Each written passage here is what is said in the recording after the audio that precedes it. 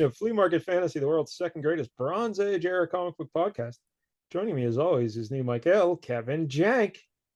I'm here, and I guess this is the very last episode of the show because we're doing the last word in superheroics this week. So I don't know what else we need to do after today's episode. Yeah, I don't think this is the last word. I think, What? I don't know what's wrong, but tell the people what we're reading this week, Jank. Today we're going to be reading a comic called The One, issue number one. Also known as Rick Veitch's The One in certain circles, I guess, when he wants to get his name on it. But And I believe he actually pronounces it Rick Veitch. okay. Yeah, I've seen two different spellings on it. So it's like, I don't know. Yeah, it's Veitch from what I right, but that would seem to be Veitch. But I watched an interview with him, and he was introduced as Veitch, and he did not correct the person. So Okay. we're gonna go with that. That sounds better, honestly. Yeah. So yeah, Rick Veitch. Now, last week when he told me about this, I had never heard of this in my life, No, me neither. and I didn't never even heard of Rick Veitch. But then once I saw Rick Veitch's, I'm like, oh, okay, I remember this guy vaguely because he did some Swamp Thing, Oh, and I think I okay. remember Miguel. You know, he loved Sure. He Alan loves the Moore. Swamp Thing. Yeah. Yep. But I never knew about this The One at all. But it's actually a pretty prominent book in the history of comics. Yeah, doing some I just did a brief bit of research, but yeah, it seems very well thought of in certain circles. So Yes, maybe not in this circle over here, oh, I but just know. all right. So before we get into this, let's remind everybody, if you're watching on YouTube, please like and subscribe. We're up to 349 subscribers. I think we picked up Ooh, two. getting So close to 350. yeah, we're inching forward a little bit, a little bit. And again, if we get to 500, Jank is going to make me read The Dark Knight Returns Yeah. every A week for a book month. probably, that came out around the same time as this and had a lot of the same, kind of themes floating around in it. Yeah, we So will talk about that. I also have a book out there called Monkey Flip about a chimp detective. It's the last word in Monkey Detectives. All right, so yeah, Rick Veitch's The One. This was a 6-issue limited series from Epic Comics. It was Mhm. published bi-monthly, and it came out in 1985. And for those who don't remember, Epic Comics was Jim Shooter's idea to do like creator-owned stuff, and it existed from 82 to 94. And they did bring it back later in the 2000s briefly Oh, really? for, yeah, for like maybe a year, and then it went away again. They were like, "Oh yeah, we forgot why we stopped doing this. Yes. Too much steel grip Starkey." Starkey. Yeah, so this book is basically a Cold War story, and it kind of deconstructs superheroes like the Watchmen and the Dark Knight Returns. And Alan Moore and Rick Veitch were buddies. Alan Moore is a huge fan of Rick Veitch, Yeah, I saw him so give some glowing praise of this book. So yeah. I would say Moore definitely took inspiration from The One, and of course he also just stole the idea for Watchmen from an Outer Limits episode. But that's all right. Hey, we And all steal from somebody. Just make it a good one. Rick Veitch was born May 7th, 1951 in Vermont. He started out as a teenager drawing a comic strip, I think, for the local paper somehow. And he started doing underground comics. And this would eventually lead him to being accepted into the Kubert School. We talked about Oh, that. When was that? just Just last, yeah, I think it or was last week. Ragman, when we did Ragman. Yeah, Yeah. okay. Not too long ago. But he was 25 when he went to the Kubert School, and he was part of their first graduating class in 1978. So Ooh. how about that? Then after graduation, he worked for doing work for Heavy Metal Magazine, and then he started working on Epic titles before doing The One. And he had 32 penciling credits and 25 writing credits at Marvel, mostly The One and Epic Illustrated. He did a lot of work for that. Okay. In June of 1985, Veitch started drawing Swamp Thing. Hey, there you go.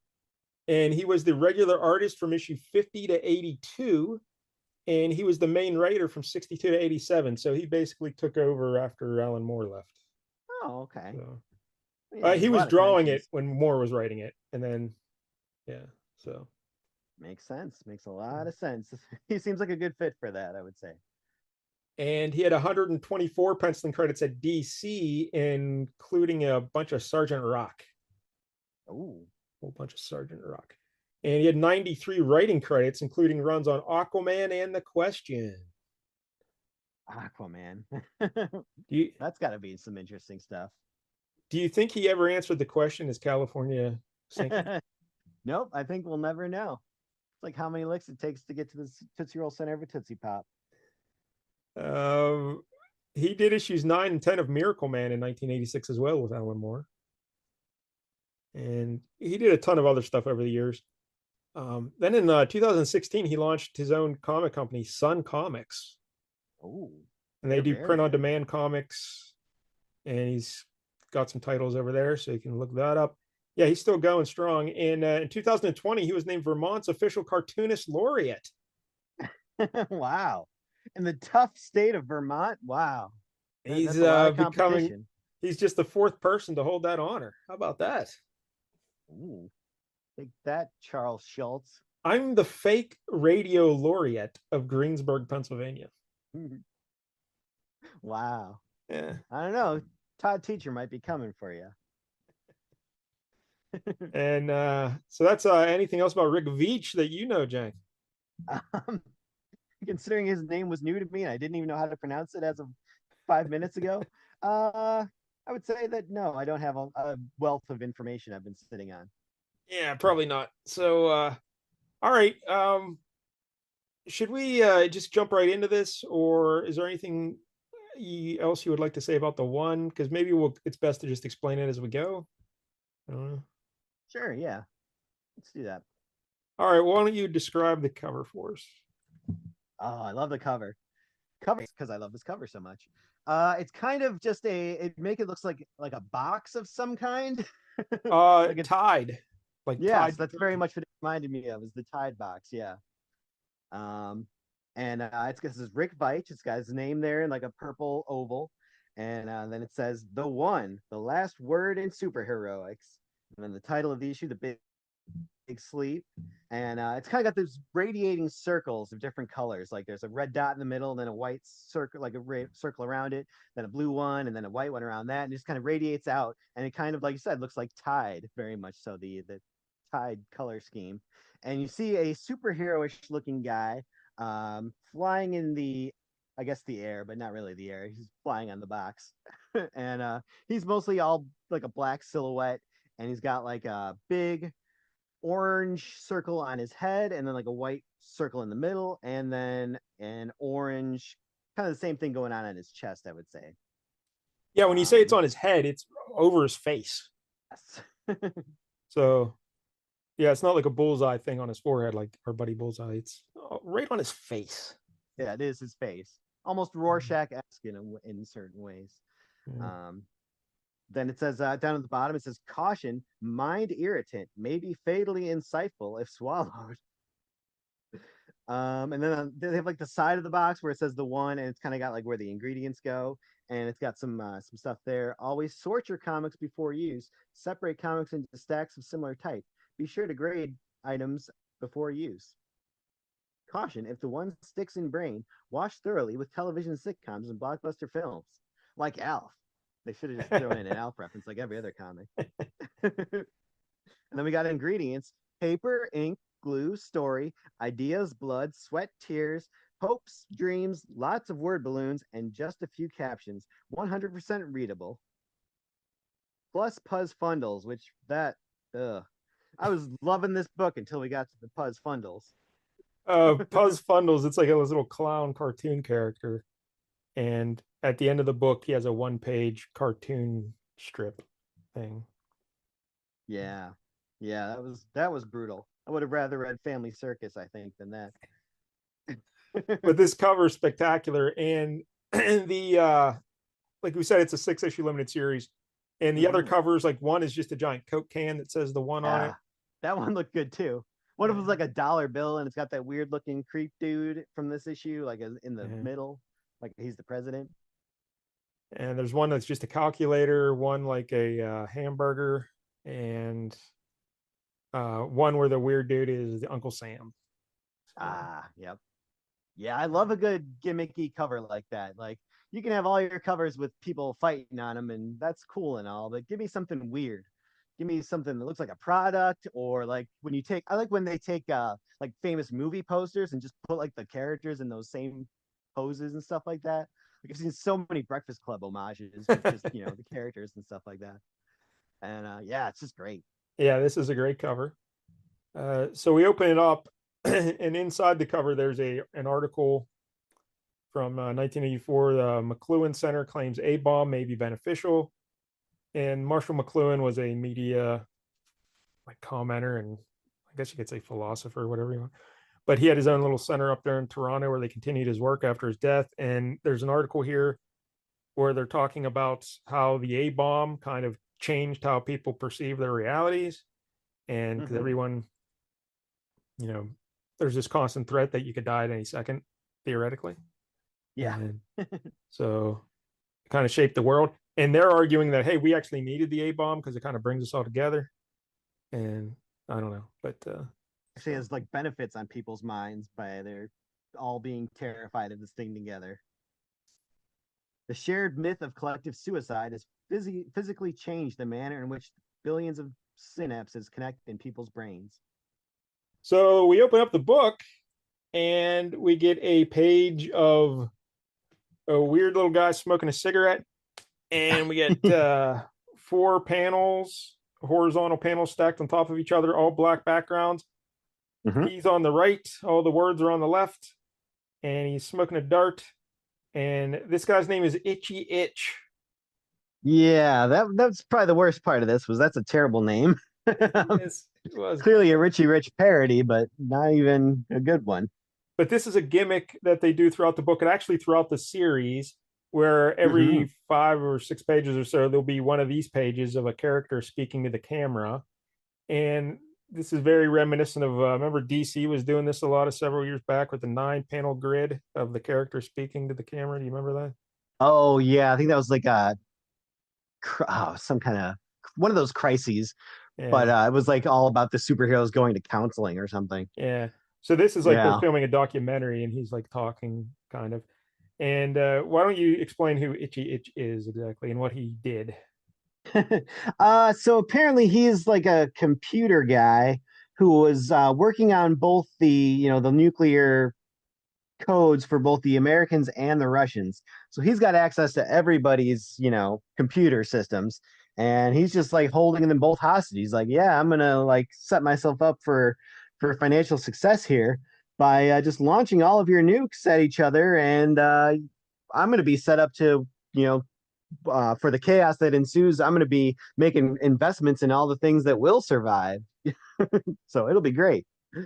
Yeah, he takes control of all their like subs and he's having them fight each other in Yep. like the ocean and everything. All right, so now we cut and we see another one of these sequences of a lady, like a punk rocker lady with pink hair and a skunk stripe down the middle. Yeah. And her name is Egypt. And she's also giving her a take on the events that happened. And they're always talking about the big sleep because that's what this issue Yeah. is called, the big sleep. Hmm. And would you like to explain what the big sleep is? Well, that happens very quickly here because apparently, once everything goes down, a bunch of people all over the world kind of just pass out. They kind of go into like a catatonic state, and there's only a few people left behind that are kind of still acting like themselves, and yeah. So Egypt is there with she's got a little kid, poor little Larry, Yeah, little Larry. just like our buddy Larry, sucking his thumb. But he's all freaked out. He's like, mommy, they're gonna blow up the world. She's like, no, it'll be all right. But even then she starts to freak out and like starts gathering supplies. And then the kid's like, oh, they're gonna drop the bombs, aren't they? And she's like, yeah, you little shit. Like they're gonna kill us all. And then he goes into like one of those comatose states and he's just all zoned out. And Most of the people at the party are just her and this other douchebag. Pretty much the only ones left. I guess that's officially her boyfriend, or is it just a guy? I Just a don't punk. know. It His name's kind J of, Hole, by the way. yeah, J Hole. sounds about right. He's a terrible human. Yep. Um, and then there's also a black lady and a white fella, and the white fella's like an old hippie guy with bald and like Einstein hair or something going on there. And It's like Wolverine meets Einstein. and they're a couple, I guess.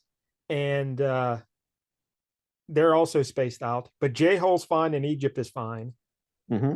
And when they look out the window, they see a big flash of light in the Yeah, they're sky. like, uh-oh, that's it, the bomb. And now we cut to a panel of little Larry, Yeah. and he's talking, and he said he just there's a big light, and we weren't scared no more. Yep. So that's And something. those, Gouda and Doc Benway, those people that were on the couch, they were there. But yeah, mommy wasn't. And then there was a big light. We weren't scared no more. And And then then we you, see kind of that symbol from the cover from the Tide box, just the concentric circles radiating out all over the place. And over the city landscape. It's up in like the sky. filling the whole sky. Yep. And so J Ho and Egypt are trying to figure out what to do because they seem to be the only two people still left alive because they think the roommates and Larry are dead because they're not getting a pulse. Yep. And while she's crying, J Ho's like, "Come on, we got to go out and see what else is going on." Just for the living. Yeah. Forget about your dead son.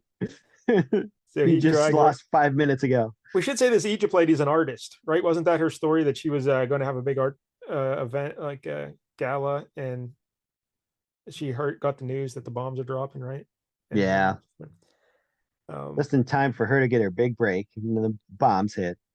yeah, she's not a successful artist. She's a artist because they're very Yep. poor, apparently. These people. But she's got cool glasses. So, I mean, Yeah. that counts for something. And so they're going around the city out there, and there are just people dead, and there's money floating everywhere. And then we cut to a scene of the Russian president talking, and he has to hold up a little box to his throat to talk. Yeah. And he's just telling it from his side that they launched all their missiles on the United States, and J Ho in Egypt are walking up to the top of a building to get the high ground.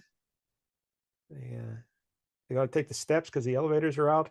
And Egypt, this is a nice sequence of storytelling here. Three panels across, and Hmm. the first panel we see her from the side sitting on the stairs, and she says, "And I'm not going to cry. I can be as self-reliant as any mouse. Sniff. I don't need anybody. I'm an artist." Then we get a panel in the middle of her straight on, and what's his face is up above her, and he's talking down to her, and he says, "Hey, I see people, lots of them." And then the third panel, we just see her feet as she's exiting the panel to go up because yeah, she does need people. Yeah.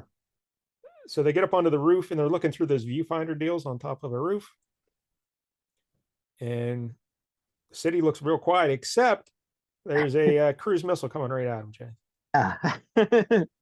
J-Hole's not scared. He's like, I got a sniper rifle. I'll take that thing down because that'll work. And he's about to shoot it, and then boom, the sky gets all that tide symbol again. All Yep. the red, orange, and Tide yellow. washes away all of the stain of nuclear war. So then we cut to the Wolverine slash Einstein guy, and he's talking about being a hippie and dropping acid and everything. And Yeah. He's like, yeah, we were all together, united. Like all of us became like one. Then we flashed again. uh, and he said, "Now here the images get fuzzy, but I'm sure we pop back into the real world to do something important. Only it wasn't Hmm. like we didn't belong here, like we couldn't stay, not without a physical body." So now we cut to above the sky. There's a tide symbol again, not over the whole sky, just an area of the sky. And there's a Yep. fella, like a silhouetted black silhouette body appearing in the Hmm. middle of it. And then he like jumps onto the cruise missile. Yeah. This was interesting, I guess.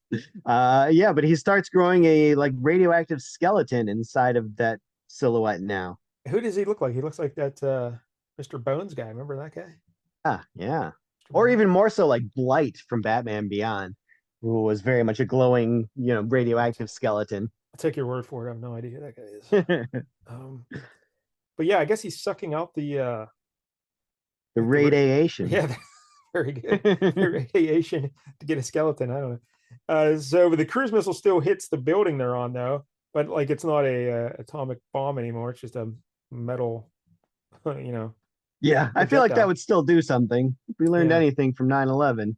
So it blows up a little bit of the building there, just on impact. But J Ho and what's her face survive, and they see a figure coming out of the flames. And now it's the guy we've seen on the cover with the black silhouette with the tide symbol on his chest and his face. Mhm. And this is the one, but when he speaks, he calls her mommy, and he speaks with Larry's voice. Yeah. So that's weird. So apparently this is, yeah, all of them have formed this collective consciousness and been reborn in this body here. As of the one. Yep. And so Egypt passes out, and now we get J Hole talking to the camera, and this guy's a He's piece of rolling a work. joint the whole time. Yeah. Yes. And He doesn't give a shit. he He's like, said, luckily that creep came along and decided to take Egypt home with him.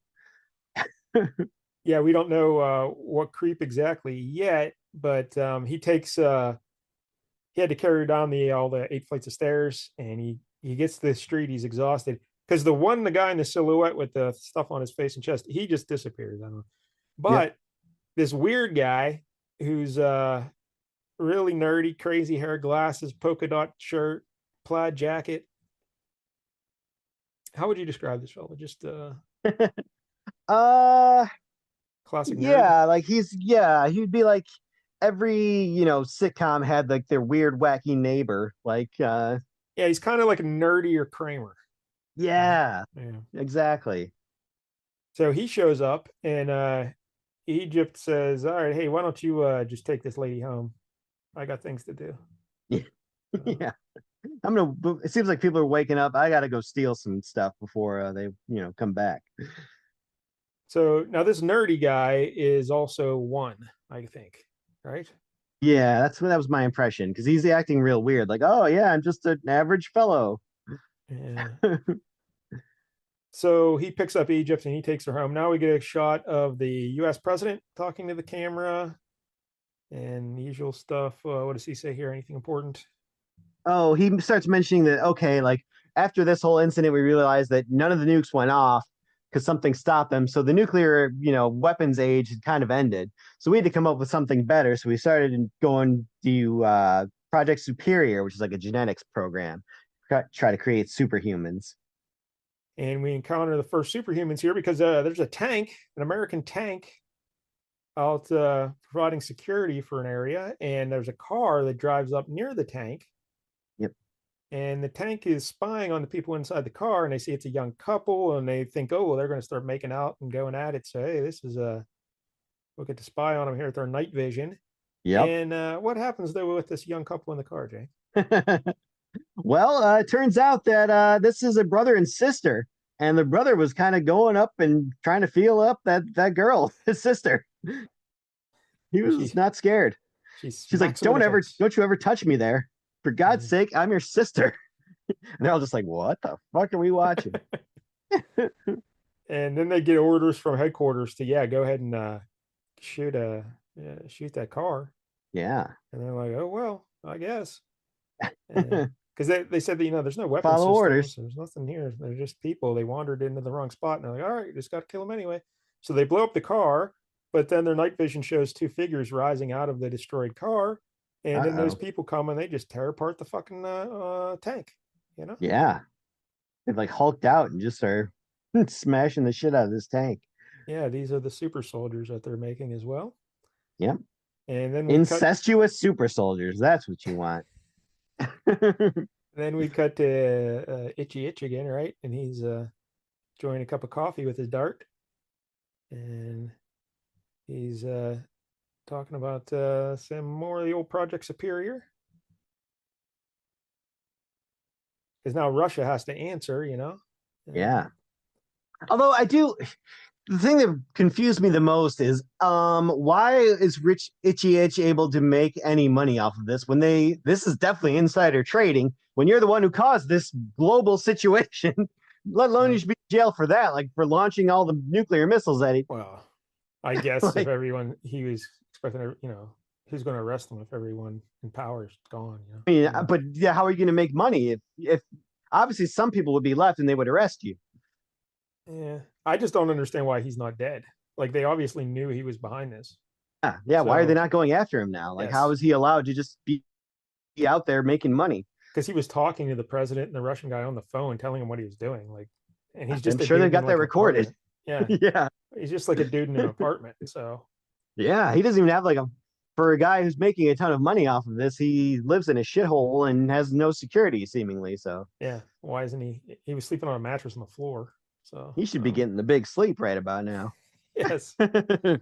So now we cut to Russia and we see the Russian president. He's going nuts. He's choking all his officials and everything. And Yeah, a foxy lady comes in to talk to him, and it's his mistress, but she's also been appointed to the, I don't know, the czar of nutrition or something, right? She has some made up. Um, that's right. Yeah, a bit uh, more just meant for, I guess, her services essentially. yeah, he's like, I just gave you that job because of our special relationship. I didn't expect you to actually do anything. And she's like, yeah, that's all right. I've been doing some research, and she found some evidence of a Nazi doctor who was experimenting on mice, Yeah, let me tell you the story of Uber Mouse, and it's the just giant really, ass mouse. yeah. And that's it. That's how the issue ends. Yep. And then we get a Puzz Fundles comic that we talked about before. And Yeah, probably the less said about that, the better. So let's just don't worry I about would think so. Yeah. it. All That's right. I guess this is the Black Freighter of this book, except the Black Freighter wasn't That's, nearly as annoying. oh, sure it was. Alan Moore, that genius, the Black Freighter. How many people do you think read Watchmen actually read that? I Everyone's definitely read everyone's flipping it. past that shit. Um, all right, so yeah, there it is, The One by Rick Veitch. Hmm. I definitely like the what he's doing here. I like the effort, because he's tackling big topics. And again, you have to put this in perspective of the time it came out. Yep, absolutely. Like this was 1985. Yeah, so back then there wasn't this stuff being done in comics. Not at all, no. Yeah. This is quite unusual. So I really respect it from that point. And he's attacking big concepts and ideas, society, and Yeah, and people forming a collective consciousness into one yeah. being, that's interesting stuff. Not your typical superhero. So I like all that. My complaints are I just don't like the art at all. Sure, Um, I get that. but it's just the style choice. It's not like it's bad storytelling or anything. It's just I just don't like this style. The look of it did not appeal to me. Yeah, it kind of reminds me of Frank Quitely a little bit. Who I was could like, see that remember? Yeah, in some of the faces and stuff. Yeah, kind of got that wrinkly look all yeah. the So it's time. just not my thing. I didn't like looking at this book at all. But I It's like unique though. It's definitely his own style. So I it's appreciate that. consistent. Yeah, it's not like it's bad. It's just not my thing. All right. So the one that's a cool looking character, the black silhouette with the logo on his face and chest, that's unique. That's cool. Hmm. But for a first issue of a series, I will say that I didn't. I like the structure of it, the talking in the cameras, that kind of stuff. That was cool. Hmm. And again, you saw that copied many times over the years. Yeah. So it may not seem groundbreaking now, but back in '85, it really was. They weren't doing that. And I thought that really actually helped the transition between the Yes, scenes, like because they're throwing a lot of characters at you, but I was never lost or being like, "Who the fuck is this?" Because like those scenes kind of filled in the gaps and led from one scene to the next scene in a way that made sense. I So I really appreciated those being there. yes, they were effective. Um, I don't know about ending on the Uber mouse. Like, I don't know if that's really. He is, I guess. I'm curious where this goes. I'm not like it's just like they're so. I would have liked to see a little more focused for a first issue, because it is kind of all over the place. They're introducing all these concepts, Hmm. and maybe if you could have just focused a wee bit more on maybe that one guy and let us know Yeah, well, you only exactly got what is six happening. issues. You got to start setting up a villain, I guess. So, But just like this is what was a bigger issue, right? Wasn't it a little bigger than normal? yeah, it was like 30 pages, I think. I would have I just don't liked know. a more. It seems like we're getting three chunks of stories thrown together without knowing exactly how they all fit together. We kind of do by those talking heads, but Yeah. I would have liked it a little more of a hook to get me in because I I'm cool not reading more. I don't care. I might try to finish this at some point because I am curious. And I think the stories there was three little stories, but I think they do make sense because it is, basically the, they tried nukes. Nukes didn't work, so they had to come up with something else. So they tried genetics, and this is, both sides attempts at doing a genetic war. So But why I why think it all didn't the makes nukes sense. why didn't the nukes work? Uh, well, I'm guessing because of the one kept doing what he was doing, and though we saw him do with the one cruise missile, he just Yeah. kept doing that all over the place. So he did it in Russia as well. Yeah, I would think because they said the Russian guy says a bunch of his guys, collapsed too. So I'm sure they were doing the same thing. Yeah, I think what the setup is later on is the Russians have their own answer to the one. It's called the other, Okay, that makes sense. and yeah, and instead of a one consciousness, like everyone working together, this one is a bunch of people fighting against each other, kind of in a body. And um, Oh yeah, because Larry was asking his mom about that. He was like, yeah, "You're not one of the others, are you?" Or one of the other. like I'm sure if you read the whole six issues, it probably makes perfect sense, and it really comes together beautifully. But I'm never going to find out. I don't mind a comic that leaves you wanting, asking questions at the end of it. That's No, fine. that's fine. That's what you want. You want people to be intrigued by the questions being asked. I just was not. I don't know, Okay. but Yeah, you know, different strokes. yeah. Again, I don't mind the concept. I just mind the way the first issue was put together. Probably is what I'm saying. Um, Okay. but Yeah, I don't know. It really worked for me. I was intrigued, and I would say I am kind of curious to see where this goes. So I respect it. I just don't overly love it. But yeah, I'm not just gonna say this is my favorite thing ever, but it's very unique. So from that standpoint, I really appreciated it. It was a so refreshing change of pace for this show. how dare you? So what are you giving it 1 out of 10? I would probably give it like an 8. I'm Wow. pretty high up there.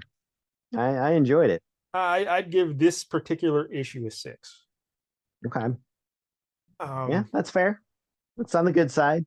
I'm sure if I read the whole thing, it'd be, oh, well, this is really well done. But like I said, it just needed a little more here to unify things a bit. But Yeah, I guess I'm used to comics that are more, stretched across a 6 issue arc and, I just giving you bits and pieces. I also really just didn't give a damn about Egypt or Larry or anybody. Yeah, that's true. I mean, I'm not going to say that most of the characters were likable, but I don't know. The way that they kept introducing new ones and kept it fresh without it being confusing, I really liked. But if they give me at least one I care about, I'd like it a lot more. Yeah, And I true. didn't care about any of these people. So that was a It's your problem. problem with Eurotrip all over again. Well, I cared about Lucy Lawless and Euro Trip. That was about it. Yeah. Yeah. All right, so that was Rick Veitch's The One, and you may have sensed, hey, they're kind of rushing through this episode. Yeah, because we're having some issues with the audio. Yeah. All right, we're We're lucky we got anything out this week, to be honest. we'll get it situated for next week. But this week we had to just get it done. All right, so that's Rick Veitch's The One, Took the shotgun approach this week. and next week here on the show, I didn't even have an issue picked, Jank. Really, when I took my nap before the show. I think that's going Uh-oh. to be my new gimmick. I'm not going to pick an issue until I wake up from my nap five Just minutes let it before the come to show. you in a dream. Yeah. And we had a couple choices I was going to do. Just out of left field, I said, hey, let's do a Jimmy Olsen, Superman's pal. Oh yeah. And I found an issue featuring Don Rickles. Whoa. Holy I hell. mean, would you like to do that? We could still do that. Yeah, it doesn't sound terrible. It's Jack Cool. Kirby, you know. So we could do that, or um, the big news in the world of America, the Avengers Doomsday or whatever the hell that's called, they had their big trailer, and Sure. Robert Downey Jr. is Doctor Doom. Yeah, I don't know how I feel about that. That seems like they're gonna fuck things up, but So I was going to say, hey, maybe we should do a Doctor Doom story. And I've been wanting to do an Iron Man where the Mandarin was in it, but it really wasn't that good of a book. So what about the other option would be Iron Man issue 150 from 1981, oh, featuring Iron Man and Doctor Doom. They get sent back in time to like King Arthur's days. yeah. I had this issue when I was a kid. Oh, So nice. yeah, I always like to do issues that I had when I was a kid, and I remember having this. So I haven't read it since I was 6 years old. So that'll be interesting. I But feel like it is a classic. Like it is well regarded, I feel like. People oh go back yeah, did to not that. know that. Did not know that. Yeah. So would you rather read Don Rickles and Superman's pal Jimmy Olsen, or Iron Man and Doctor Doom? Oh man. Don Rickles ripping into Jimmy's bow tie might I be don't know if pretty that good. happens. I don't know if that happens. Oh, I mean, Oh, there's like a no, that's a real photo of missed Don Rickles opportunity. on the cover, and then inside the book, I'm flipping through it. There is a cartoon version of the comic book version of Don Rickles throughout the book, but I didn't really notice him and Jimmy Olsen interacting too much. Oh, that's more disappointing. I mean, maybe he does. I just didn't notice. But Hmm. there's also some heroes, some Jack Kirby hero. He's blue and he's got a yellow shield, and I don't know. Hmm. Jack Kirby Don't does a they lot of all? shit, I Yeah. don't know. All right, sounds like you're leaning Iron Man. So all right, we'll Doctor Doom it up. All right, yeah, tied to Doctor Doom. All right, so next week, Iron Man issue 150, Doctor Doom and Iron Man go back in time. Gotta go back in time. So that's next week here on the Big Show. And Da-da-da. again, if you're watching on YouTube, please like and subscribe. We appreciate the support. And until next week, don't get any jank on you.